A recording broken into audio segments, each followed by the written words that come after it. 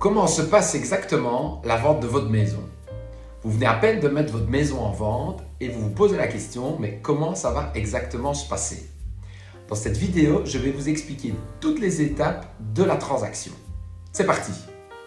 Première étape, l'estimation de votre bien.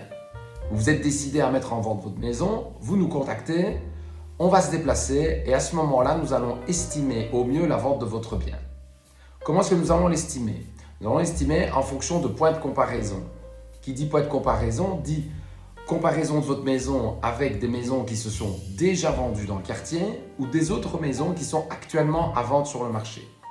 En fonction de ça et en fonction du prix actuel du marché sur votre commune, nous allons décider ensemble de commencer la vente à un prix bien déterminé.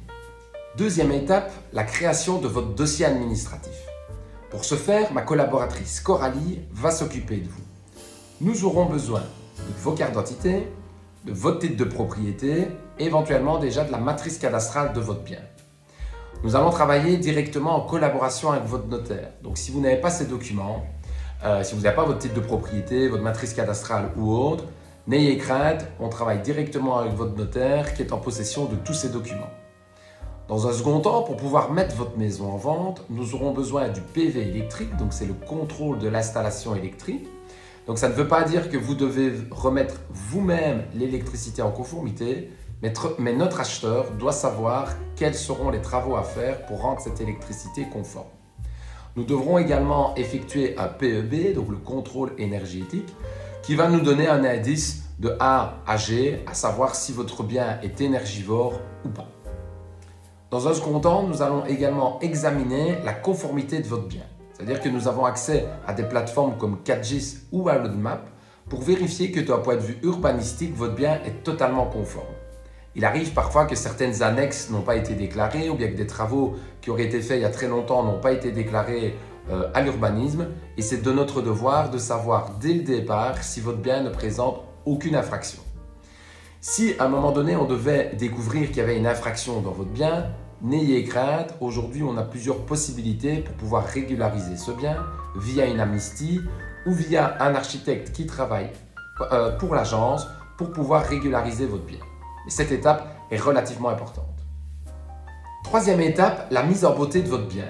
C'est une étape très importante. On vient de se mettre d'accord sur un prix juste et réaliste pour annoncer votre bien sur le marché.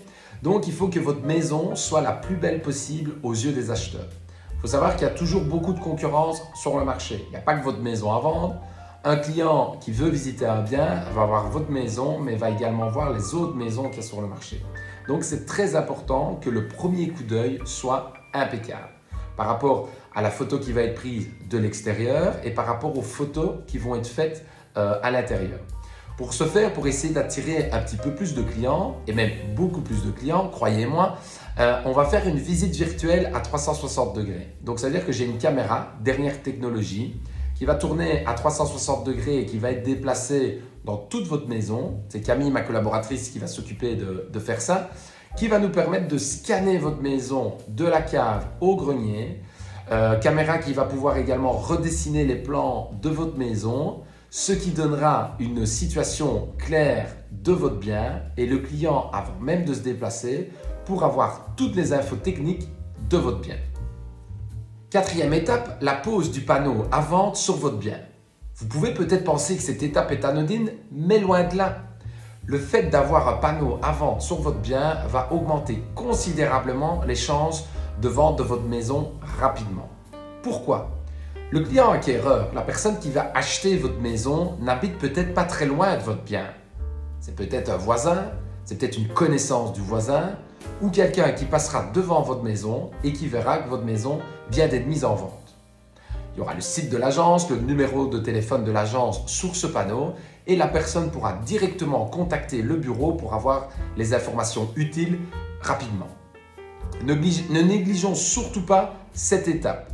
Votre panneau à vente sera placé d'une manière visible sur votre bien, soit attaché à la fenêtre, soit fixé à votre façade ou éventuellement accroché à un portail.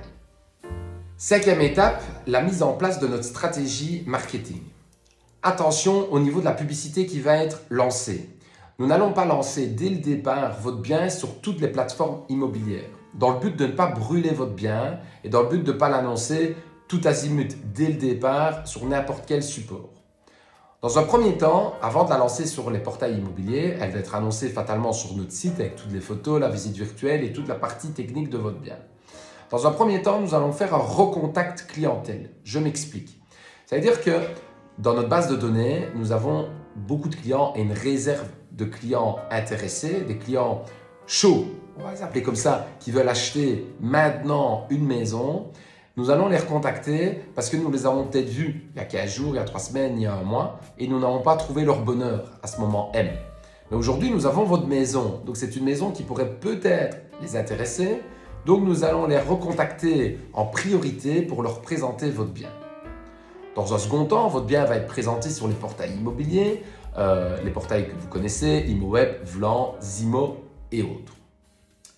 Par la suite, votre bien sera également présenté sur les réseaux sociaux et pour ce faire, nous avons quelques techniques qui peuvent nous permettre d'attirer un maximum de clients. Nous allons faire certaines vidéos, certaines mises en scène pour présenter de différentes manières votre bien sur les réseaux pour attirer encore un autre type de clients. Sixième étape, comment se passe la visite de votre bien? L'annonce de votre bien a été lancée, le panneau est mis et les premiers clients commencent à téléphoner à l'agence pour venir la visiter. Il faut savoir qu'il y a un certain pourcentage de clients qui vont nous contacter qui sont juste des curieux, des personnes qui vont vouloir venir visiter votre maison mais qui n'ont aucune intention de l'acheter. Pour éviter ce genre de choses, nous allons préqualifier au maximum notre client. Nous allons prendre un temps précieux à préqualifier ces clients. Alors, qu'est-ce que j'entends par préqualification? C'est-à-dire qu'on va analyser les critères de recherche de chacun de nos clients. Savoir quel type de bien ils recherchent, combien de chambres, est-ce qu'ils ont besoin d'un jardin, d'un garage, est-ce qu'ils sont prêts à faire des travaux ou pas, et surtout, est-ce qu'ils ont déjà pris contact avec leur courtier. S'ils n'ont pas de courtier, on travaille avec certains organismes qui peuvent nous aider et qui peuvent surtout aider nos clients acquéreurs à obtenir un crédit. Une fois qu'on a connaissance du budget des clients, nous allons décider ou pas de visiter telle ou telle maison. En fonction des critères qu'ils ont et des biens que nous avons à proposer, nous allons présenter votre bien ou un autre. Septième étape, les visites de votre maison. On a annoncé le bien, on a préqualifié les clients et ceux-ci veulent venir visiter votre maison. C'est à ce moment-ci que Michael, notre conseiller vente, rentre en piste. Nous allons fixer un rendez-vous avec vous dans des tranches horaires que nous aurons fixées ensemble et nous allons venir visiter la maison. Lors de la maison, ne vous étonnez pas, nous allons laisser un petit peu les clients se promener dans le bien, s'imprégner des lieux pour voir si la maison correspond vraiment à leurs attentes. Étant donné que nous aurons préqualifié avant et que nous saurons exactement sur quel point on doit s'attarder, on va vérifier avec les clients si les chambres sont suffisamment grandes, si l'état de la maison est suffisamment bon, si le jardin correspond un petit peu à ce qu'ils espéraient. Et après 15, 20, 30 minutes, le temps qu'il faudra pour visiter votre maison, nous allons faire le compte-rendu de la visite avec les clients. Une étape qui s'organise soit sur place si la maison est vide, ou sinon nous rentrons à l'agence avec les clients pour rediscuter du bien et voir si cette maison correspond à leurs critères. Et l'étape successive est relativement importante. Huitième étape, l'offre irrévocable d'achat. Le client est venu visiter, il aime votre maison et il fait une offre pour votre bien. Je tiens à préciser ici que dans 80% des cas, les meilleurs clients de votre maison arrivent dans les premières semaines de la mise en vente. Donc le début est toujours très important. Je ne manquerai pas de vous le rappeler au moment où nous aurons une proposition pour votre bien. Neuvième étape, la signature du compromis de vente. Le client est d'accord, vous êtes d'accord, l'offre a été signée, le client a versé la garantie. Nous allons maintenant procéder à la signature du compromis. Avant de le signer, il va falloir le faire. Et c'est là où ma collaboratrice Coralie va s'occuper de préparer le projet de compromis de vente. C'est-à-dire que grâce à tous les documents que nous avons réceptionnés au début de la vente, nous allons créer le projet de compromis qui va être envoyé pour relecture aux différents notaires, donc à votre notaire et également au notaire de l'acquéreur. Cette procédure va durer plus ou moins une grosse quinzaine de jours. Donc à partir du moment où on a élaboré le projet, qui est envoyé chez les notaires, il faut compter un gros 15 jours pour recevoir les remarques des différents notaires. Une fois qu'on a eu les remarques et l'approbation de tout le monde, on se voit à l'agence avec les clients, acquéreurs, vous les vendeurs et nous-mêmes pour signer ce fameux compromis de vente.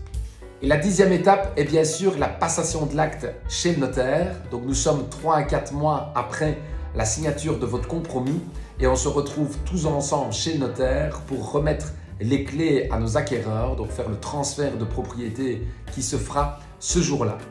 Préalablement, on se sera vu dans la maison pour vérifier que la maison est bien vide et s'occuper également de faire le relevé des compteurs. Une tâche fastidieuse que nous nous occupons également pour être sûr que la transition se fasse sans aucun problème. J'espère que cette vidéo a répondu à toutes vos questions et n'hésitez pas à nous recontacter s'il y a un point que vous voulez éclaircir. À bientôt!